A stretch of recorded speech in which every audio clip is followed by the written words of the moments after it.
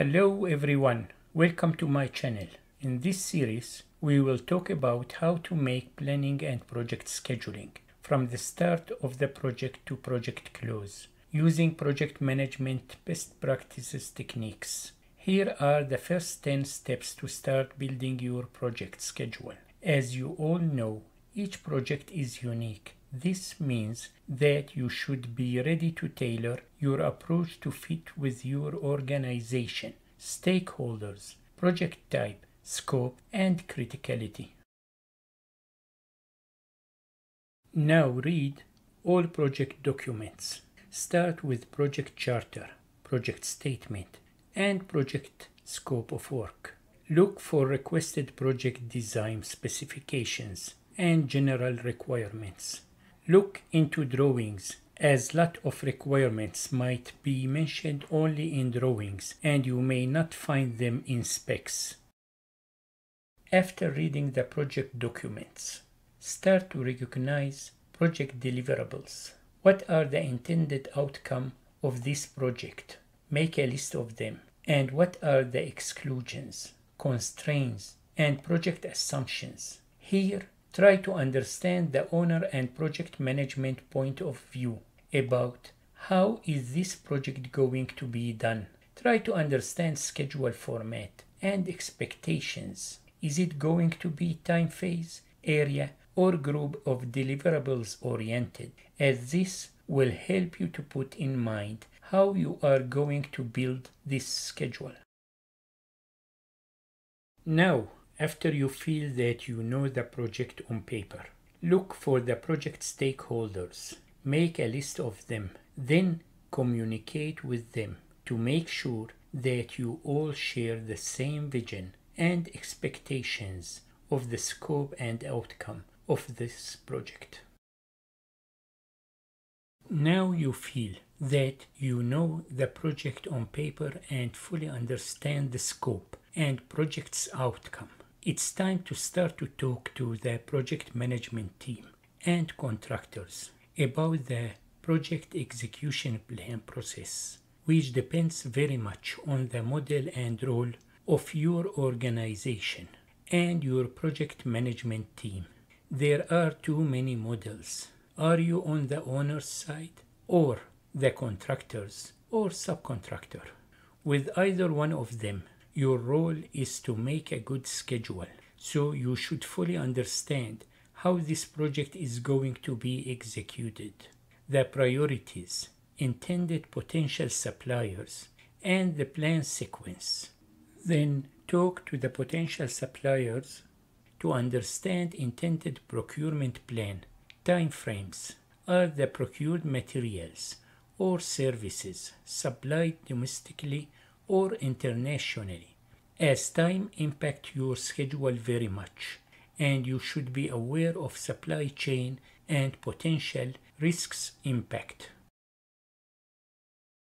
Now you are fully aware of the scope, deliverables, execution, and procurement plans. You should work to define the project's milestones. With these milestones will come the anticipated dates, which should fit with the contractual and project charter's dates.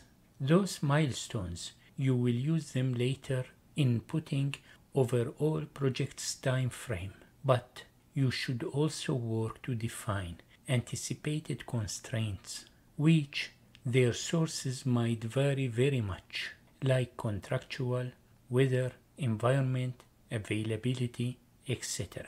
Also, these will lead you to define potential risks and uncertainty and their potential impact on your project. We will talk later about risks, types, and probabilities, and how to deal with them. At this point, you should gather as much information as you can from communication with stakeholders and looking into lessons learned and past experiences in your organization. Now you have enough data to start to put together what you gathered as a time frame from project start to project close, going through different milestones for each of procurement or execution processes, taking in consideration as much as possible anticipated execution times and constraints on a very high level and not going into details. This time frame should make sure to fit the whole project scope into and meets with all contractual commitments. After having the project's time frame with milestones and constraints all established initially, we are going to start putting the schedule, which will break the execution and procurement plans into tasks or activities with durations. We will talk in details later on about these processes. These activities will be grouped relatively into layers of work packages and work breakdown structure, WBS. In most cases, we don't have enough details to put the whole detailed schedule together in the beginning. So we start with high-level schedule. Then we mostly use an iterative scheduling technique called rolling wave planning, which is the process of project planning in waves as the project proceeds and later details become clearer. So we add details to WBS notes once detailed data becomes available, which makes the schedule dynamic and evolving with the project progress. Here we also need to define project's work calendars, which are going to be used in the scheduling tool. These calendars will tell the scheduling tool how many hours the project is going to work every day, every week, and every month. They'll define work days, weekends, and holidays. These calendars will let the scheduling tool to be able to calculate the task's duration and accordingly the project duration from start to project close. We will explain in details the calendars and how to assign them and calculate the project's CPM when we explain Primavera P6 and MS Project software scheduling tools. Each software has its own characteristics in calculating the project, but both of them is the same in principle.